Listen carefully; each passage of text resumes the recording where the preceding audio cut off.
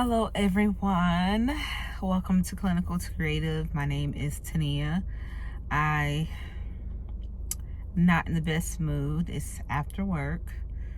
It's Monday the 21st, and I think everybody who's a social worker has had a day like I've had. We're going to get into that. For those of you who do not know who I am a licensed clinical social worker in the state of North Carolina. I've been working as a social worker for over 13 years, and that includes, I cannot talk today, y'all. That includes solo private practice. I've worked out in the community.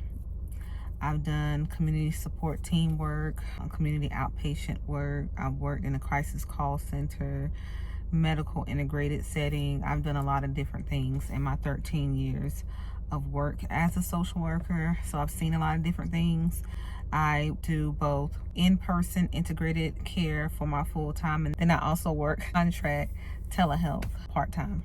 Excuse my energy being low. I just feel like my soul has been drained today. And I was just thinking that this might be an interesting video topic, because if you are a therapist, and I'm sure, if you know, the importance of having some level, if not all, control over your schedule can make the difference in just how drained you feel from day to day. I contemplated whether or not I was going to make this video, because I didn't know, but I just feel like this is something that if I put it out there, somebody's going to resonate with it. I've worked in places that you have no control over the schedule at all. Like whoever they put on your schedule, regardless of the diagnosis, no matter how complicated the case is, no matter if it's back to back to back, very complicated cases, you're going to see those people. And that is horrible. That is horrible. Like, I would never want that portion for myself or anyone else, but that's the reality of a lot of social workers who work in a direct care practice. They don't have control. They see whoever's put on their schedule. Y'all excuse the lighting. It's changing. I'm in the direct sun. Let me see if I can make it. That's horrible. No. So yeah, I am blessed to work a job that I have a semblance of control over my schedule.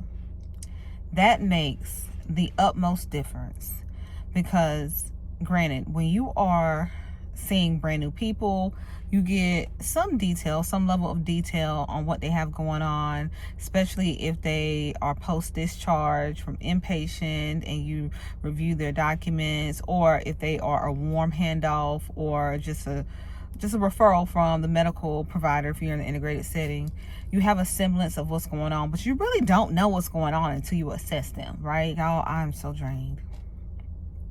This is one of those days. I really thought I was going to be able to do something after work today, and I really don't know if I'm going to be able to do that, because I'm tired mentally. Like, I am mentally tired.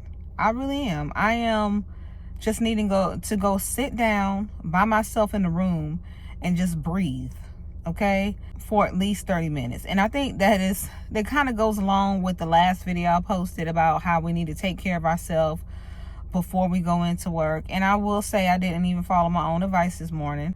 I did the exact thing that I said not to do. I got up in just enough time to get myself out the door. That's probably a contributor to why I feel how I feel right now. And at the same time, it's just, when you don't work for yourself, because I have worked in my own private practice before, there is just a certain level of stress you're going to deal with that when you run your own stuff, you're not going to deal with. You have control over who you see. You have control over how long you see those individuals, and you have control on the care coordination. If you work for an entity, they have their own model, and you have to, if you want to be employed within that entity, you have to go according to that model. So I've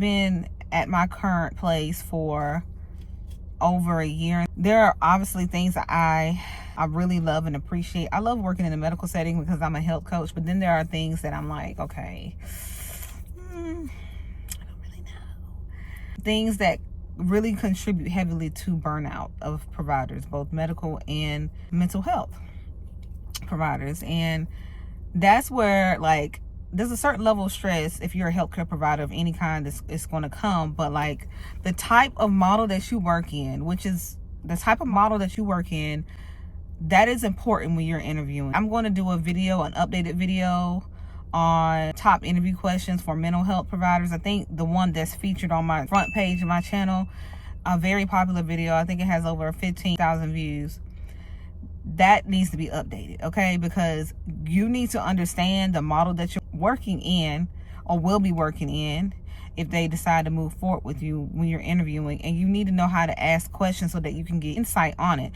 That being said, there's only so much you're going to understand until you get up in that model, right? But ultimately, you are the one who's the CEO of your career, and part of being the CEO of your career is understanding how the mental health clinicians are looked at within that model and how they fit in that model when it comes down to scheduling, when it comes down to care, when it comes down to a lot of things.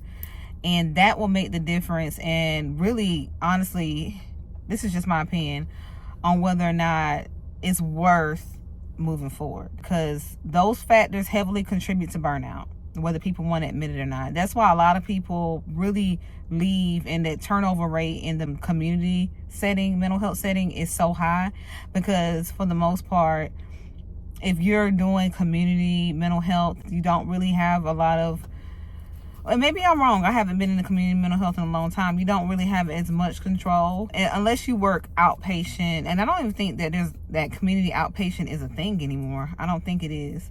But back when I was a lot younger, there was community outpatient, and I had control over my schedule, but there's a trade-off. Like, it was contract, so there's not as much stability in a community outpatient contract job as there is an integrated collaborative care full-time 9-to-5 job, you know. So there's trade-offs. But yeah, my husband's about to come out. I just wanted to check in. If y'all resonate with this, leave me a like. I appreciate y'all for listening. Bye-bye. If you enjoy this content, please be sure to check out this next video. I will see you guys in the next one. Bye-bye.